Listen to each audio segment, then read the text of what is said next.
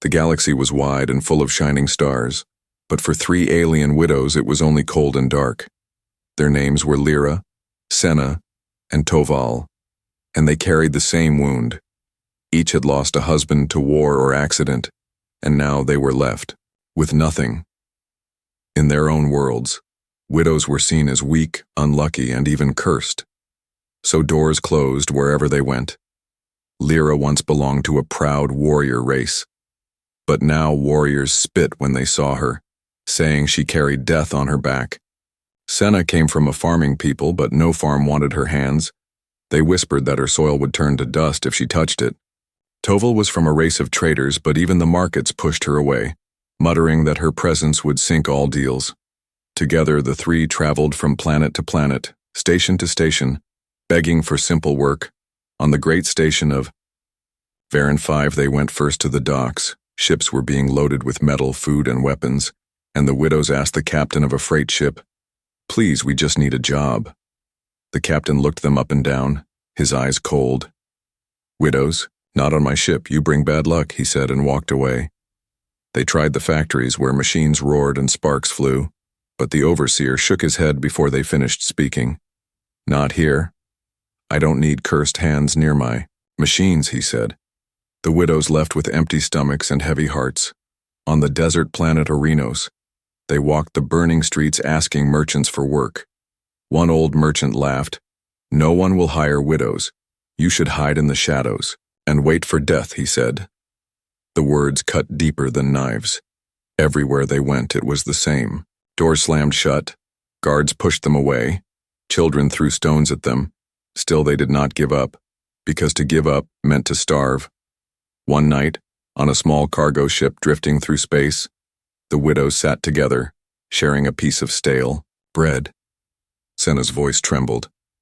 "How long can we live like this?" Lyra clenched her fists, her warrior blood still strong. "Until someone finally sees us as more than cursed." Toval, the quiet one, only whispered, "Or until we fall into the void." They did not know that fate was already moving and that soon they would meet the one who would change everything. At the far edge of the galaxy there was a forgotten human outpost called Grey Harbor. It was not rich, not bright, and not respected. A rusted station floating near the border of lawless space. Few ships stopped there, and fewer still stayed. But the widows, desperate, drifted there on a transport ship, hoping for even a scrap of work. The station smelled of oil and smoke, and its metal walls groaned as if tired of living. The widows walked through the narrow corridors, asking anyone they could find, "Please, we just need a job." Most laughed at them, some cursed and some simply ignored them. Their hearts grew heavier with every step. Finally, they came to a small repair shop near the docking ring. Inside, sparks flew as a human bent over a broken engine. He was not tall, not strong, and his clothes were stained with oil. When he looked up, his eyes were sharp but kind. The widows repeated the same words they had said 100 times before. "Please, we just need a job." For a moment, silence filled the shop. Only the crackle of tools was heard. Then the man wiped his hands and gave a slow nod. "Work for me if you dare," he said. The widows froze, their hearts racing. No one had ever said yes before. Lyra's warrior spirit burned again. Senna's eyes filled with hope, and even quiet Toval raised her head. They did not know why this human said yes when everyone else said no, but they were ready to accept, because hope, even from a stranger, was more precious than food. The man's voice was steady, but there was something hidden in it, a weight, a secret. "Jobs like this are not easy and they are not safe," he warned, but the widows did not care. They nodded together, ready for anything. For the first time in a long time, they felt a door open instead of closing. And behind that door was not only survival, but danger, and a path that would lead them into the heart of a storm larger than they could imagine. As the station lights flickered, and the sound of distant engines rumbled, the widows stepped forward. They had no idea that this single choice, to trust a human no one respected, would soon pull them into battles, betrayals, and secrets that could shake the stars themselves. The widows had taken the offer, but they still did not know who this human was. His name was Aaron, and in Gray Harbor Station people whispered about him. Some called him a fool, some called him unlucky, and some said he was cursed in his own way. But to the widows, he was the only one who had opened his door. Aaron led them deeper into his repair shop, the air heavy with smoke and oil. Engines and broken machines filled the room, stacked high like a graveyard of forgotten ships. He gave them no soft welcome, no kind words, only pointed at tools and heavy crates. "If you want to eat, you work," he said, his voice rough but not cruel. The widows nodded, for this was more than they had been given in many long months. Their first day was filled with simple tasks. Lyra lifted heavy parts with her warrior strength. Senna cleaned and polished broken panels until they shined, and Toval kept careful records of the parts, her trader's mind sharp. Aaron said little, but he watched, his eyes noticing every movement, every mistake, and every effort. At night he gave them bread and water, plain but real, and for the first time in years the widows ate without fear of being chased away. Still, questions burned inside them. Why had Aaron given them this chance, and what was the true purpose of this shop? For it was no normal place. The crates he asked them to carry were sealed tight, marked with strange signs they did not know. One night, as the widows stacked a new crate in the dark corner of the shop, Senna asked softly, "What is inside these boxes?" Aaron froze, his face shadowed by the dim light. "You don't want to know," he said, his tone like a warning, not a joke. The widows looked at each other, unease twisting in their stomachs. The next day, they followed him out into the docking ring. He led them to a cargo ship, small and patched together, its hull scarred by many battles. "This ship is my life," Aaron told them, his hand resting on the metal like it was family. "You will help me keep it running, you will help me move cargo no one else dares to touch." The words made the widows silent. So this was why he hired them. Not out of kindness alone, but because no one else would risk working with him. Still they stayed, because survival was worth danger. Days turned to weeks, and the widows grew stronger in their work. They repaired engines, carried fuel, and even learned to fly small shuttles under Iran's harsh training. Slowly trust began to grow, fragile like glass, but real. Iran treated them as workers, not curses, and sometimes, in rare moments, as friends. But the secret of the crates continued to burn in their minds. Late one night, when Aaron had left to meet a contact, Lyra's warrior spirit pushed her to act. She pried open the corner of one crate, careful and silent. Inside was not food, not metal, but a glowing object wrapped in layers of cloth. It pulsed with strange light, alive yet not alive. Senna gasped, her farming soul feeling the power like roots in deep soil. Toval whispered, "This is no trade good. This is forbidden." They quickly covered it again before Aaron returned, but the image burned into their minds. When Aaron came back, his face was tense, his steps quick. "We leave at dawn," he said. No explanation, only command. The widows did not argue, but fear crept into their hearts. Where were they going and what were they carrying? The next morning, the small ship lifted from Gray Harbor. Leaving the station behind, the widows worked the controls, following Aaron's sharp orders. Out in space, stars stretched endless, but danger moved among them. Soon, alarms screamed. A ship appeared on their radar, black and sharp, a hunter's ship. Aaron cursed under his breath. "They found us faster than I thought." The widows stared. "Who found us?" Lyra demanded. Aaron's jaw tightened. "The kind of people who kill for what we carry." The ship closed in, weapons glowing. The widows felt terror, but also something else, anger. For once again they were hunted, unwanted, and pushed to the edge of death. Aaron threw them weapons, old and scarred blasters. "If you want to live, you fight," he shouted. The widows hesitated only a moment before taking them, their hands steady. The enemy ship fired, shaking the walls, lights flickered, sparks rained down. The widows took, their positions, fear in their chest but fire in their eyes. The battle had begun, and with it, the truth of Aaron's strange job would start to reveal itself. The battle shook the small ship as if the stars themselves were tearing it apart. Lyra fired the old blaster from the side turret, her warrior arms steady even as the weapon overheated. Senna ran between stations, sealing broken pipes and calming the sparks, her farming hands now saving a ship instead of tending soil. Toval watched the radar with sharp eyes, calling out enemy movements as if she had done it all her life. Aaron moved like fire, shouting orders, pulling levers, and steering the ship through deadly beams of light. The hunter ship chased them, its black hull glowing with cruel power. One strike hit too close, alarms screamed, and the widows knew that, if they made one mistake, they would be gone into the void. Finally, Aaron pulled a sudden turn, the ship diving into an asteroid field. Rocks larger than cities floated around them, shadows and danger in every direction. The enemy ship followed, but it was slower, less careful. The small ship twisted, scraped, and almost broke apart, but it survived. At last, the enemy fell back, unwilling to risk the storm of rocks. The widows collapsed in their chairs, sweat on their faces, hearts pounding. They were alive, but only. Just Aaron stood silent at the controls, his face hidden in shadow. Then Lyra spoke, her voice hard. "What is in those crates, Aaron? Who are we fighting?" Aaron turned, his eyes sharp as blades. "You saw something, didn't you?" he said. The widows looked at each other, and Senna whispered, "The light. Inside the box." For a long moment, Aaron said nothing, only the hum of engines filled the silence. Finally, he sighed, heavy and tired. "You deserve to know, but once you hear it, there is no turning back." He led them to the cargo hold, the crates stacked like silent guards. With careful hands, he opened one, the same crate Lyra had touched before.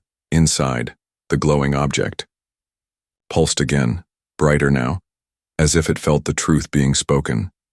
It was no weapon, no jewel, no treasure. It was a shard of living technology, old and powerful. "The ancients left these behind," Aaron said, his voice low. "Machines that think, grow, and remember. Things no empire wants anyone to have."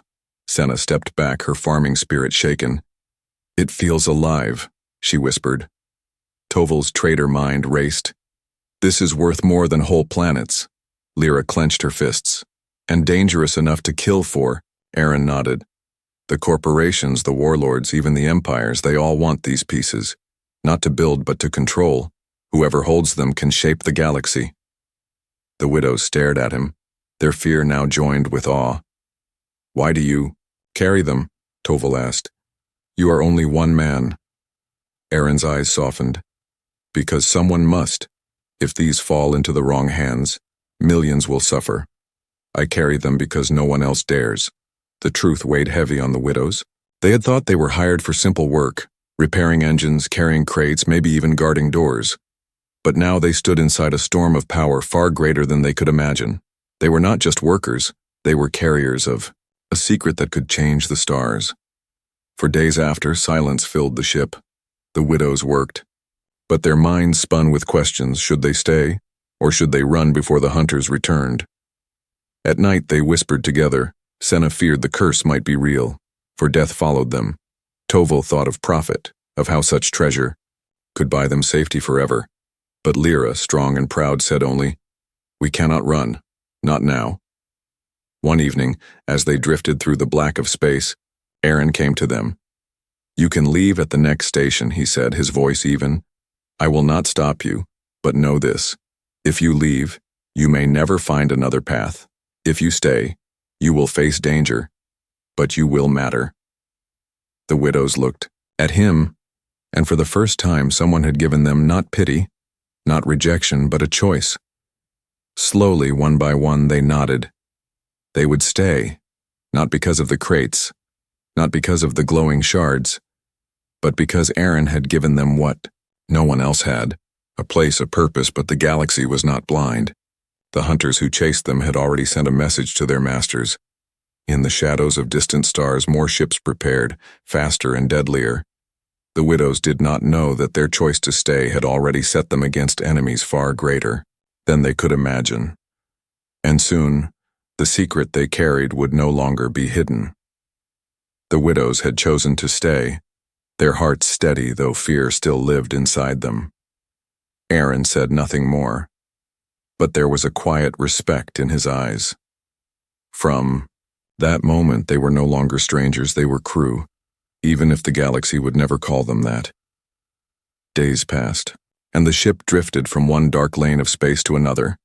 The widows learned more of Iran's ways, how he hid the glowing shards in secret compartments, how he dealt with shadowy contacts in hidden ports, how every move he made carried risk.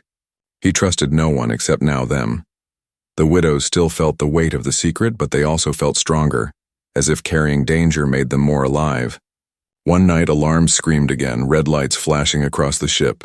Toval rushed to the radar, her sharp eyes widening. "3 ships closing in fast," she cried. Aaron cursed, slamming his fist on the console. "Warlord hunters!" He said, "They know what we carry." The widows felt their stomachs twist, but none of them stepped back. Lyra's warrior blood burned. Senna's hands tightened on the tools she carried. Toval's mind raced with options. They had run once before, but this time running would not be enough. The enemy ships moved quick, sleek fighters built for killing. They circled the small cargo ship like wolves around prey. Aaron's voice cut through the panic.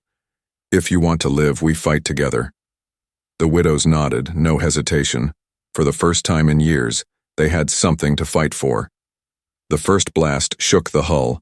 Sparks rained down. "Lyra, turret!" Aaron shouted, and she sprinted, gripping the heavy blaster cannon. Her hands moved with memory of her warrior training, and when she fired, the beam tore across space, striking one of the hunters. It spun away, damaged but not destroyed. Senna rushed to the engine room, patching the leaks and rerouting power. Her farming hands, once meant for planting seeds, now gave life to a ship fighting for survival. Toval stayed with Iran, her quick mind calling out patterns. "They're circling left, cutting your escape." Aaron adjusted, pulling the ship into a dive, slipping just between 2 blasts of fire. The hunters pressed harder, their weapons glowing brighter. The small ship shook and screamed, but it refused to die. Lyra's shots grew sharper, guided by anger and memory of loss. Senna's repairs kept the engines alive when they should have failed. Toval's sharp voice warned of traps before they closed. And Aaron, the human who knew, one respected, flew with the skill of someone who had faced death too many times. For the first time, the widows felt it. They were not curses, not burdens, they were strength. Together, they were more than the galaxy had told them they were.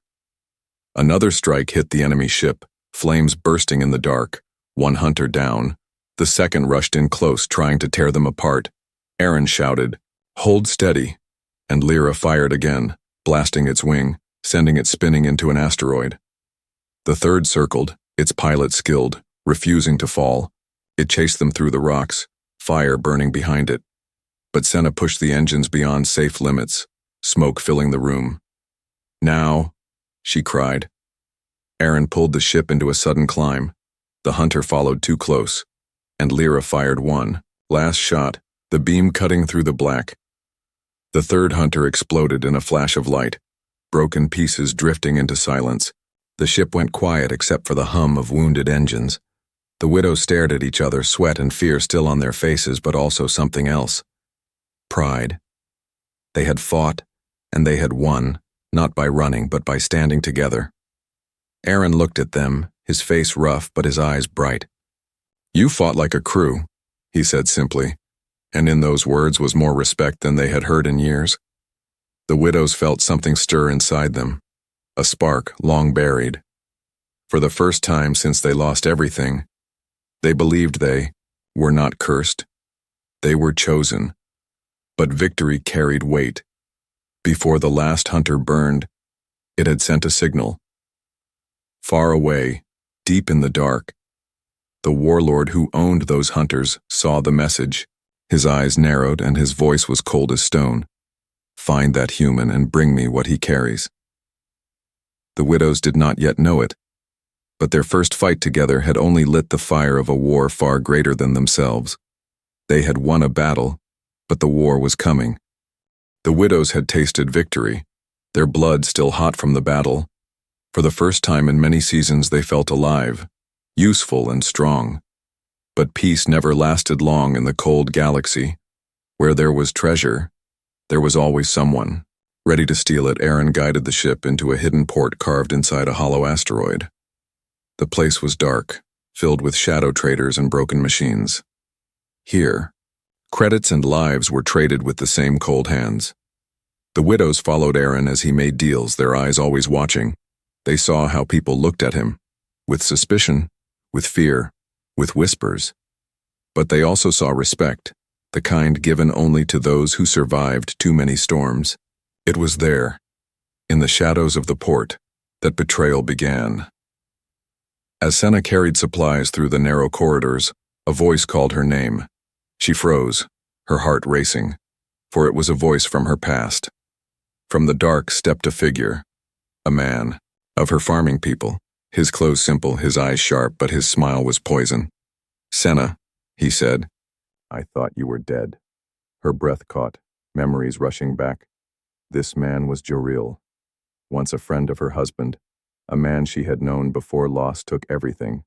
He spoke quickly, warmly, as if the years between them were nothing. "You are far from home, but you do not need to follow this human," he whispered. "There are better paths." Senna's hands shook. She wanted to believe, but she also remembered the pain of rejection. Still, she listened. And that was enough for the poison to sink in. Later, when the widows returned to the ship, Senna said nothing, but Jaril followed them in secret, his eyes on the cargo Iran carried. That night, as the widows shared bread, Senna spoke, her voice low. "Aaron, why do we keep carrying these shards? Why do we fight for them when all they bring is death?" Aaron looked at her, tired but steady. "Because if we let them fall into the wrong hands, whole worlds will burn." Senna said nothing more, but doubt now lived in her heart. The next day, as the ship prepared to leave, the betrayal struck. Alarms screamed as shadows moved in the hangar.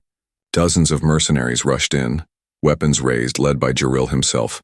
Aaron drew his blaster, firing back. Lyra roared like a warrior reborn, and Toval pulled Senna behind cover. But Senna's face was pale, her eyes filled with guilt. "Jaril knows," she whispered, and in that moment the others understood.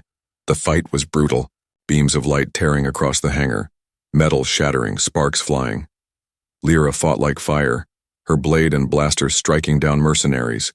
Toval, sharp and fast, cut power to doors, trapping enemies in narrow halls. Aaron moved like a storm, but even he was only one man. And Senna, caught between two worlds, raised her weapon but could not shoot. Her hands trembled as she watched the man from her past and the man who had given her hope. Her silence was betrayal enough. The mercenaries pressed harder, pushing the crew back step by step. Aaron shouted, "Get to the ship!" But the enemy was too many. A blast struck the wall, fire roaring through the hangar. In that moment, Toval threw herself forward, pulling a lever that dropped heavy doors between the widows and the mercenaries. The doors sealed with a crash, cutting the enemy off, but trapping Toval on the other side. Lyra screamed, hammering the metal, "Toval, no!" But Toval's voice came calm. "Steady. Go, live, this is the only way." The sound of blaster fire filled the air, and then silence. The widows dragged Senna back onto the ship, Aaron firing cover until the engines roared to life. They blasted from the port, flames and smoke, chasing them into space inside. The air was heavy with grief. Lyra sat in silence, her fists bleeding from striking the walls. Senna wept, guilt crushing her chest, her betrayal burning deeper than any wound. Aaron said nothing, only stared at the stars, his jaw like stone.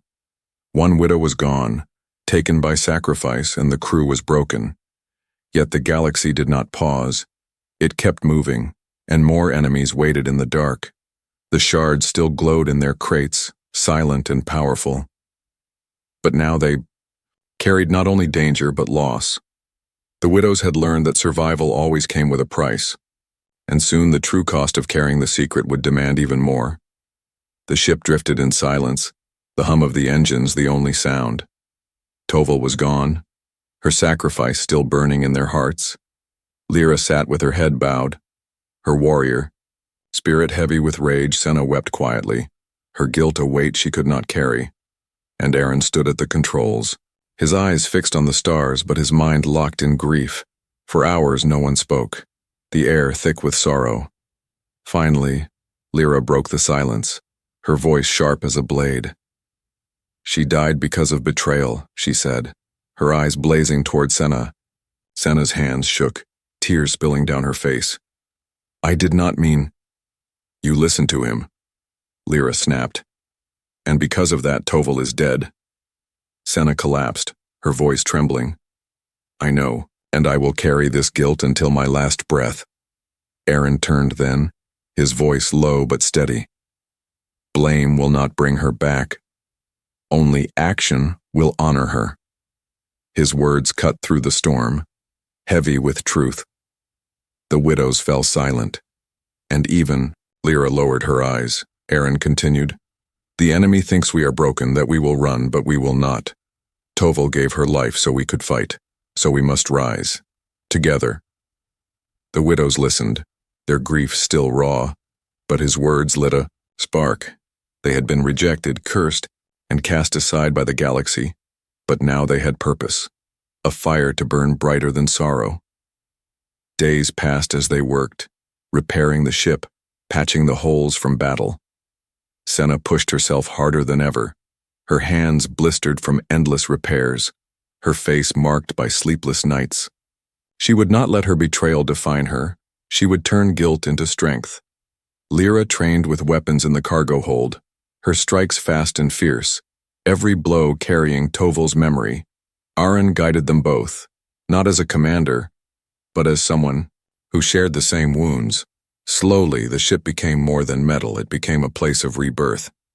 Then came the message. A transmission caught by the ship's scanners. A warlord's voice echoing through the dark. "The human carries shards of the ancients, he travels with cursed widows. They are enemies of order. A bounty is placed on their heads." The reward was high enough to tempt whole fleets. Lyra clenched her fists. "The galaxy will hunt us." Aaron nodded. "Yes, unless we strike first." He revealed his plan. There was a hidden stronghold where the warlord stored stolen shards, guarded by mercenaries and machines. "If we strike, there we take back the shards and break his hold," Aaron said, his voice sharp with resolve. The widows stared at him, shock in their eyes. "You want to attack the warlord?" Senna asked, her voice trembling. "Yes," Aaron replied, "because if we hide, we will die hunted. But if we rise, we have a chance to change everything." For a moment, silence filled the ship. Then Lyra stood, her warrior spirit burning. "I will fight." Senna wiped her tears, her voice steady. "For Toval, I will fight too." Aaron gave a rare smile. "Then together we will rise." The days that followed were filled with preparation. They gathered weapons from old caches, armored the ship with scrap metal, and trained until their hands bled. Senna learned to handle the turret under Lyra's guidance, her fear replaced with fierce determination. Lyra worked beside Aaron, upgrading engines and shields, turning the small ship into something more, and at night, they spoke of Toval, not with sorrow but with pride, her memory now their strength. At last the day came. The ship cut through the dark, moving toward the warlord's stronghold, a massive station shaped like a spiked crown, glowing with stolen power. Hundreds of guns lined its surface, and ships patrolled its edges. The widows stared at it, fear in their chests but also fire. "We should be dead already," Lyra said, gripping her weapon. "So let us show them why we are not." The attack began, the ship diving through the defenses. Blasters lit the black sky. Explosions shook the void. Lyra fired the turret, cutting through enemy fighters with deadly precision. Senna worked the shields, rerouting power faster than the enemy could strike. Aaron piloted like a storm, weaving through fire with skill born of endless battles. They were not curses now. They were fury. They were strength. They were survivors who refused to bow. The stronghold shook as they broke through the first wave. But deep inside, the warlord watched with cold eyes. So, the cursed widows and the human dare to rise. he whispered. He raised his hand, and the full power of his fleet awakened. The widows and Aaron did not know it yet, but this battle would decide more than survival. It would decide whether they lived as hunted shadows or as a fire bright enough to change the galaxy itself.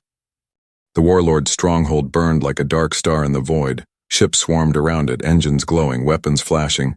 Aaron's small ship darted through fire and smoke, a lone spark against a storm.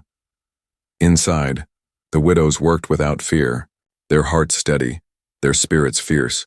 Lyra manned the turret, her warrior arms unshaking as she fired beam after beam. Senna sat at the controls of the shields, sweat on her brow as she shifted power from failing systems to keep them alive.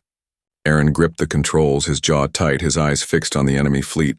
They were outnumbered, outgunned, and outmatched. But still they fought. The enemy ships pressed in, dozens turning their guns toward the small vessel. The first blasts struck hard, shaking the hull, alarms screaming, metal groaned, lights flickered, sparks rained down. But the widows did not falter, their voices sharp with focus. Left side incoming, Toval would have said, and the memory of her voice guided them still. Lyra fired and the enemy exploded into dust. Senna rerouted power, her hands bleeding from broken wires. Aaron flew through the chaos like a hawk in a storm. At last, they broke through the outer fleet and reached the stronghold itself. The station loomed ahead, spiked and cruel, glowing with stolen shards. "It is alive," Senna whispered, feeling its hum through her bones. Aaron nodded. "The warlord feeds it with ancient power. If we destroy the core, we end his hold." But the warlord himself waited. His flagship emerged from the shadow of the station, black and vast, larger than a city. Its guns lit up, its voice cut through the comms, cold and merciless. "You cannot win, human widows. You are nothing but dust waiting for silence." Aaron's voice answered, steady and fierce. "Maybe, but even dust can cut stone when the storm is strong enough." With that, the last battle began. The flagship unleashed a storm of fire. The small ship twisted and burned, every strike tearing pieces away. Lyra fired back, her beams cutting deep into the enemy hull. Senna screamed as she forced the engines to give more than they could. The ship roared in pain, but it kept moving. Then came the strike that nearly ended them. The flagship's cannon hit the side, ripping metal apart, the cargo hold torn open, one of the crates split, and a shard rolled free, glowing brighter than ever before. The widows stared as it pulsed, alive, as if calling to them. The warlord's voice thundered, "The shard belongs to me." Aaron knew what must be done, his eyes hard with decision. "If that shard falls into his hands, everything is lost," he said. He looked at Lyra and Senna, his voice heavy. "I can fly us into the core, but it will cost everything." Senna's eyes filled with tears. "There must be another way." Lyra clenched her fists, her warrior soul ready. "Then we finish it together." The shard pulsed again, and in that moment, the widows understood. They were not curses, not broken, not weak. They were chosen by fate to carry this fire. Senna placed her hands on the shard, feeling its warmth. Lyra joined her, their spirits joining with the ancient power. The shard's light spread, filling the ship, repairing broken circuits, feeding the engines. Aaron's eyes widened, but he smiled. "Then let us burn brighter than ever." The ship became a blaze of light streaking toward the flagship. Enemy fire rained down, but the shard's glow shielded them. Beams bending away, Lyra fired the turret, each shot guided by the shard's energy. Piercing the flagship's armor, Senna drove the engines beyond all limits, the shard keeping them alive. Aaron pulled the controls with steady hands, aiming straight for the core of the stronghold. The warlord screamed in fury, his fleet breaking around them, but it was too late. The small ship, glowing like a star, crashed into the heart of the station. Light exploded across the void, brighter than suns. The shards within the stronghold shattered, their stolen power set free. The flagship broke apart, torn to dust in the wave of energy, and the warlord's voice was silenced forever. When the light faded, silence filled the stars. The stronghold was gone, the fleet destroyed. Only fragments drifted in the void, glowing softly like falling embers. From the wreckage, a signal flickered. Aaron's ship, broken but not gone. Inside, smoke filled the air. Sparks fell like rain. Aaron coughed, his body heavy with wounds, but his eyes still alive. Lyra pulled herself from the rubble, her strength keeping her standing. Senna crawled to Aaron, her tears falling but her heart strong. They were alive, though barely. The shard that had saved them was gone, burned out, its light given to their fight. But in its place, something new lived inside them. Not just survival, but purpose. Not just widows, but warriors. Not just cursed, but chosen. Together they looked out at the empty stars, the battlefield quiet. Lyra's voice was steady. "We are not done. We are only beginning." Senna nodded, her eyes fierce. "The galaxy will know widows can rise." Aaron smiled, weak but true. "And they will know a human stood with you." The ship drifted onward, wounded but alive. 3 widows and 1 human, carrying not shards, but a fire of their own. A fire that would never die.